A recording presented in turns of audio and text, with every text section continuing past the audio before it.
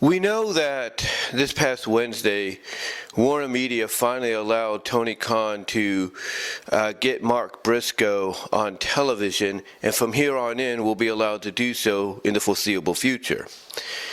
But it seems that Warner Media's, I guess you could say, banmanship, or banishment, if you will, or banmanship on not just the Briscoes, but anybody in particular, extends, well beyond the television shows that they air on the networks like Rampage and Dynamite. In fact, it extends even into the pay-per-views. Because according to recent reports, Tony Khan wanted to get the Briscoes to be Jay Lethal's partners at All Out last year. Instead of getting the Motor City Machine Guns, which is a good choice in its own right, don't get me wrong, he wanted to get the Briscoes because of their ties to Ring of Honor along with Jay Lethal. But because of Warner Media not allowing that to happen, because of the partnership extending well beyond the network shows, he had to go with the MCMGs.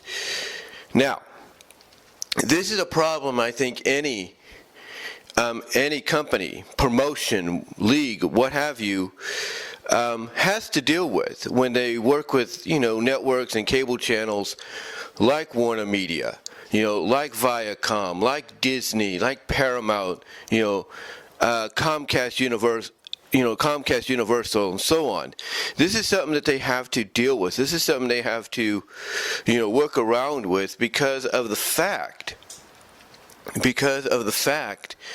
that, when you make a deal, to have your product aired in some capacity, that the people you make a deal with, a part of that deal, if you will, is always going to basically give them, I guess you could say, final say over what can be seen and what can't.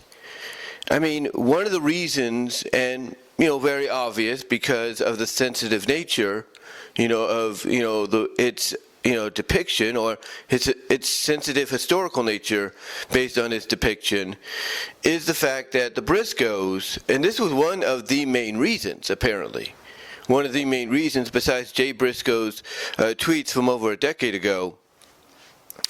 The other main reason was because the Briscoes had always, and I've seen it myself when I would watch some of the matches, when I could, or at least highlights of them, the Briscoes would always wear the Confederate flag on their gear. Yeah, they would always do that.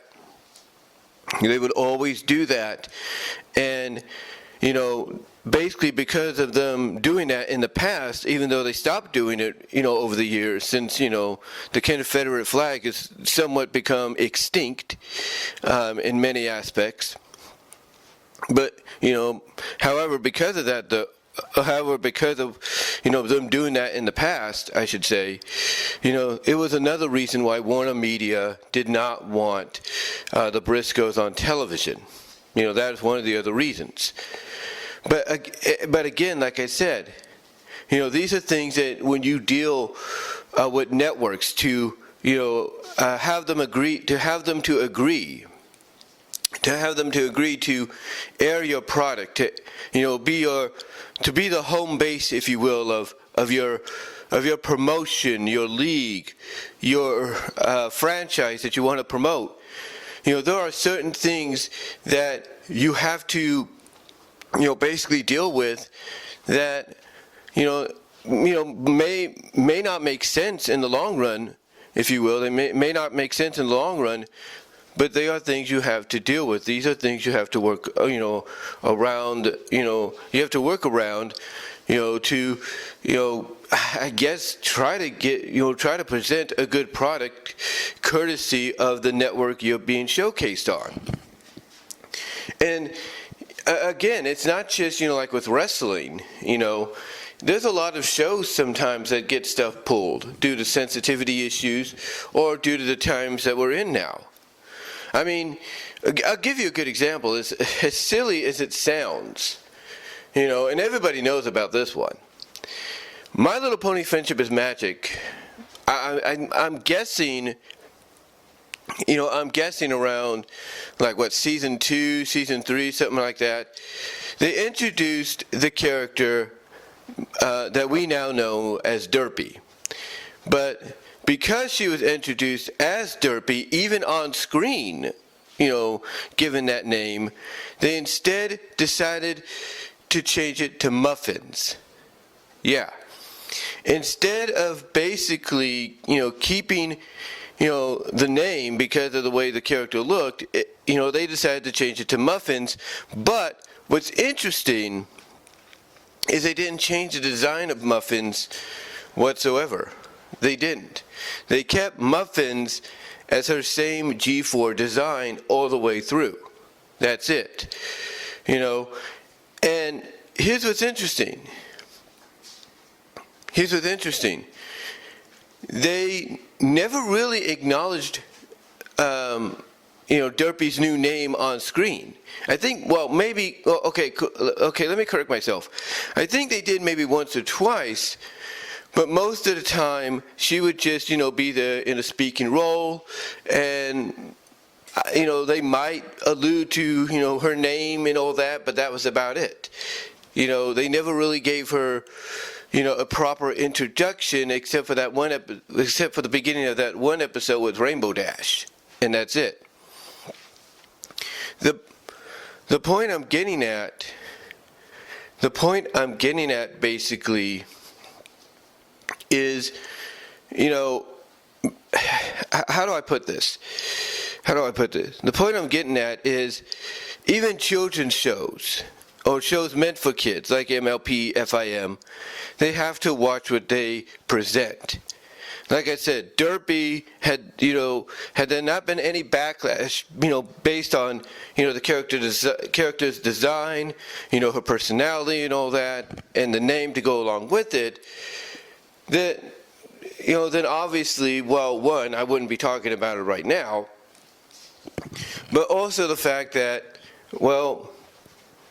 we'd probably get more. Would have gotten more appearances by her in the series. That's just, my opinion. And I do have to correct myself. I think it was actually season 1 that Derpy made a debut. Again, I'm not totally sure. You got to correct me on that. I think it may have been Pinky 1 in Feeling Pinky Keen. I think that might have been it. Correct me if I'm wrong on that. But anyway, it's stuff like that too that you got to be careful of.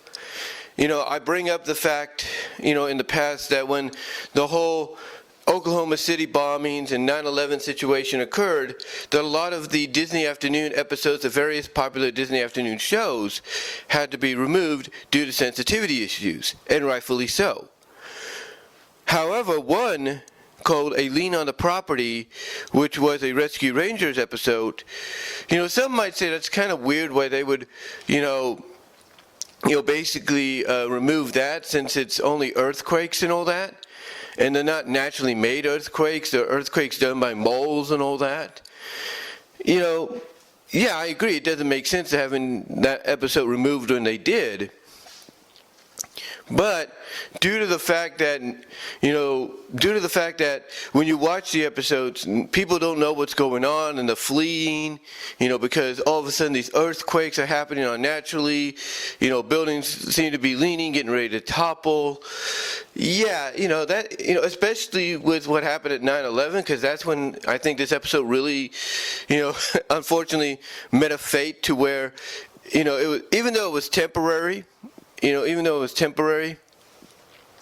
met a fate that basically was due to sensitivity issues and everything. Yeah, unfortunately Disney could not show that, for a while, even on their own channel, because of the backlash it would get. And Disney is a publicly traded company. So Disney has to answer to a lot of investors and shareholders. And yeah, when some of those investors and shareholders and sponsors, see an episode like this, even though some would say it's not not that big of a deal, to them it kind of is a big deal because of, the memories and all that it might bring, like sensitivity, flashbacks and stuff. Other episodes as well have been banned, and from, as part of the Disney Afternoon, like Lost Horizons. Now, some might say that was banned due to the fact that it depicted the pandas as, not just Japanese, not just I guess you could say a version of the Japanese when they, when they invaded Pearl Harbor and everything, but basically because the episode brought back memories of that exactly happening. However, here's the thing, though. That episode remained even after, 9/11, even after, Oklahoma City bombings and all that. It remained on for basically quite some time, virtually untouchable, until recent years. Now, do I think it could make a return to Disney, to Tailspin as part of Disney Plus? Absolutely. I do, because I think what's going to happen is they will put a warning on there that that there are things depicted in there that are sensitive, offensive, and will not basically, and will not looked upon, very fondly then, and they're not looked upon now. So you got episodes like that. You got Flying Dupes, which was another one. Then Bonkers had a couple of episodes that I mentioned in the past. New Partners on the Block, Fall Apart Bomb Squad, and those got reinstated as soon as they hit the Disney Plus service. But then again, there are some episodes like with other shows, like Darkwing Duck has an episode called Hot Spells, and it was only aired once or twice, on Saturday mornings, during its run on ABC, and I think maybe once when it hit, Disney Channel again. But after those 2 to 3 times, it was gone. And it hasn't seen the light of day. And everybody knows it exists, because there's a lot of people that did record it. But why was it gone? Because basically of the plot, the sensitivity of it, the plot of it. Gosling making a deal with the devil. Here's a kid making a deal with the devil or something like that. And yeah, obviously parents didn't like that idea. They didn't like that direction they were going with it. The point I'm getting at, the point I'm getting at talking about all this, as it relates to Warner Media and, the fact that their partnership with AEW, extends outside of just broadcasting Rampage, Dynamite, and the Battle of the Belts. It shows that sometimes you have to realize what you're getting yourself into. You have to come to the acknowledgement that, you are basically agreeing to let your hands be tied when it comes to certain things. You're allowing your hands to be tied when it comes to certain things that can be seen and not be seen.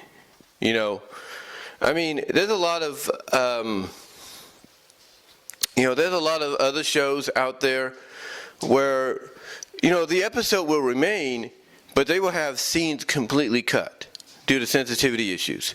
I mean, Rescue Rangers, going back to them, they have maybe 1 or 2 scenes that will cut entirely from the original broadcast.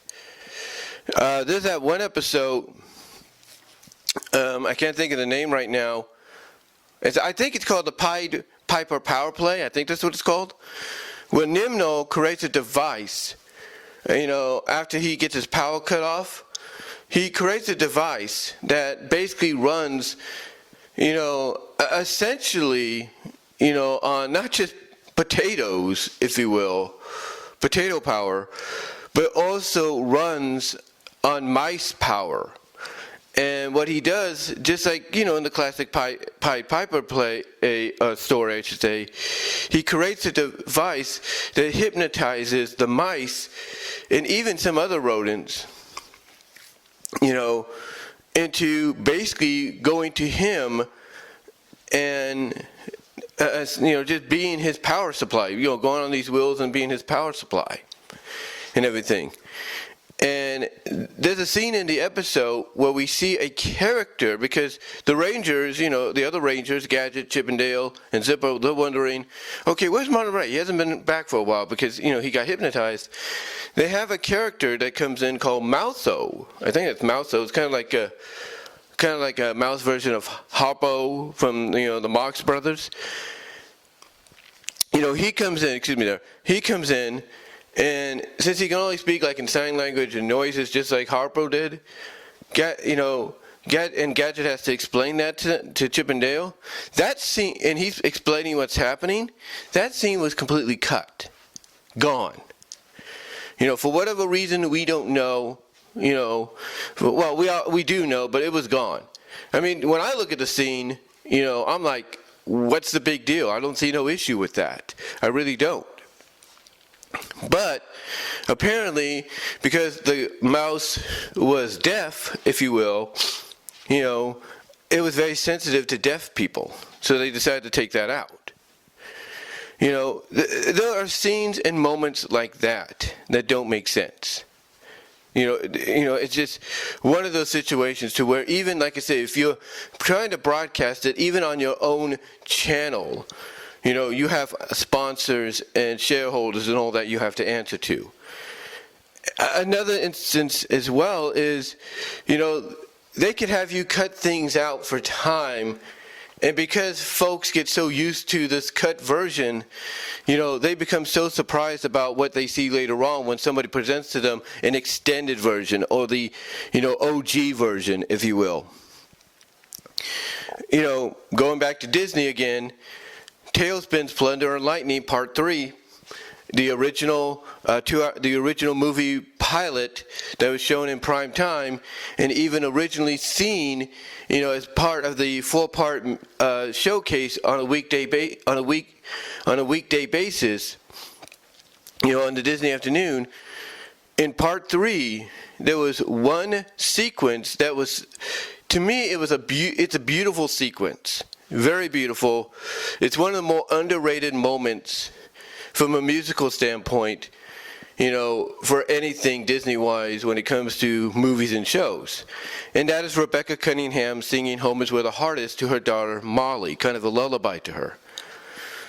And here's the thing.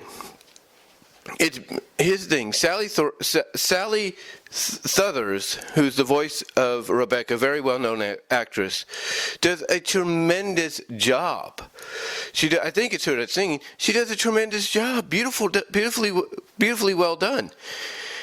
And everybody knew about this moment.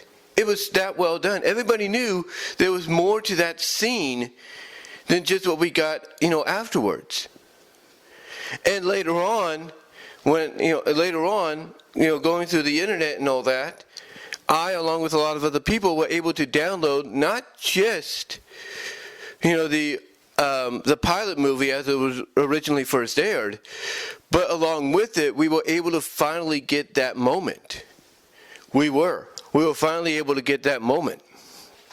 And because we got that moment, people now are hoping Disney will have enough sense to restore it into Part 3 of the showing of Splendor and Lightning on Disney+.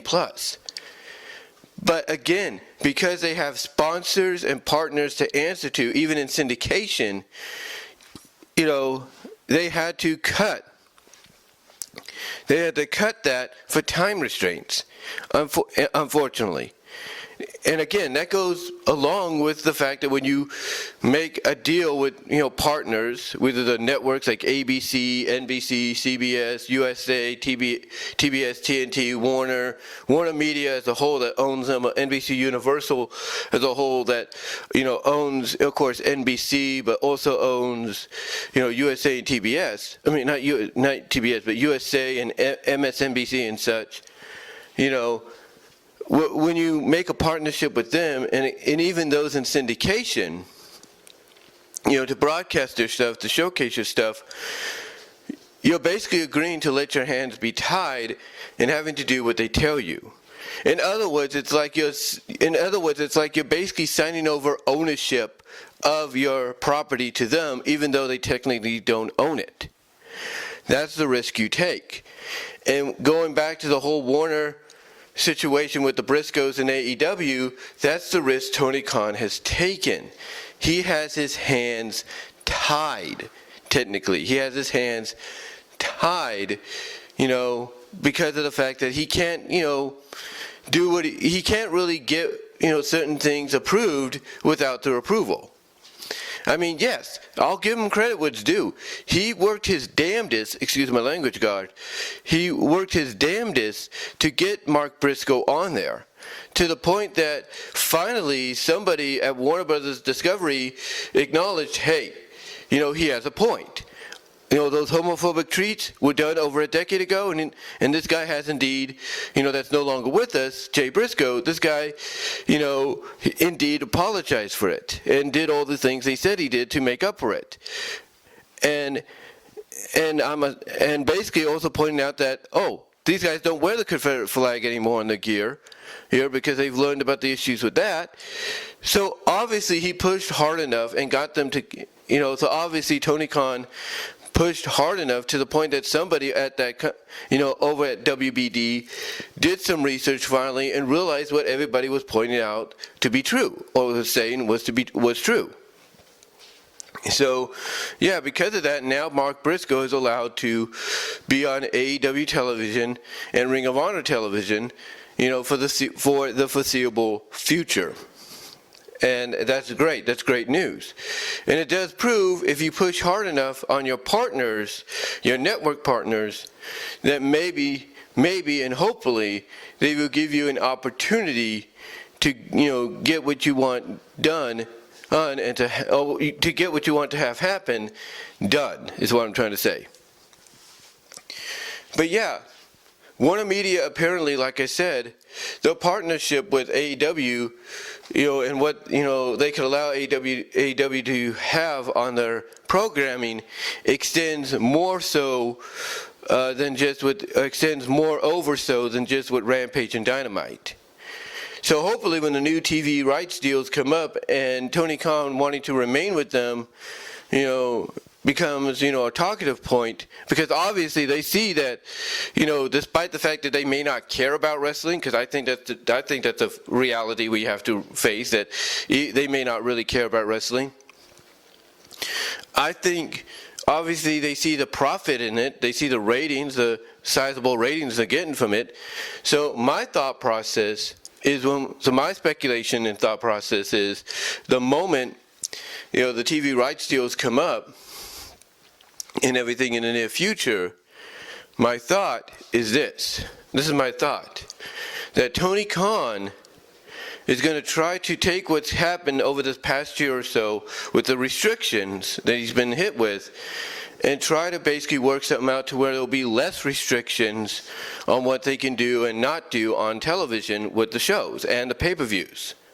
That's what I think he's going to do. He's going to try to make some deals to where there'll be less restrictions, on the shows and the pay-per-views. Maybe even make a deal to where, hey, the pay-per-views are not on your networks, so they don't really have any association with you guys, except being distributed by you guys, maybe on physical home media.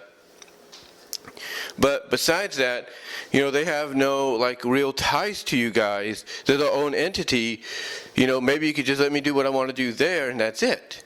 Maybe that'll be something he comes up with. I don't know. But, again, hopefully he comes up, with some ideas and everything that will, work out a decent deal that will allow them, some more freedom in what they could showcase than what they're able to do right now, is what I'm trying to say. But anyway, though, guys, that's all I can really say on all this. I am glad they did relent and they finally did allow Mark Briscoe on there and, to be on Dynamite last week and going to be on Dynamite for the foreseeable future.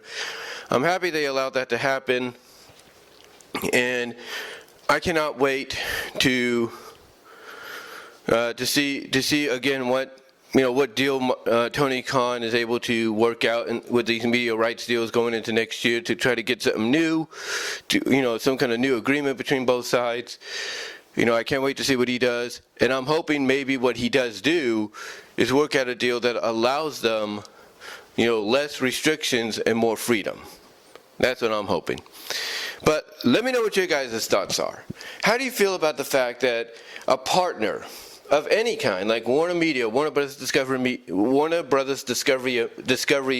easy for me to say, Warner Brothers Discovery Media, give me your thoughts on how you feel about all this. And like I said, a partner like Warner Brothers Discovery Media having more influence outside of outside of the shows they put on their networks. Let me know what your thoughts are when on that and other similarities that I made here. I do apologize if I kind of was a little mumblish, a little all over the place, if you will, with this. I just woke up a little while ago. I haven't had no coffee yet, so my brain's still trying to punctuate, the words to say here in this audio video podcast. But again, guys, let me know what your thoughts are. Comment below, and I will talk to y'all later.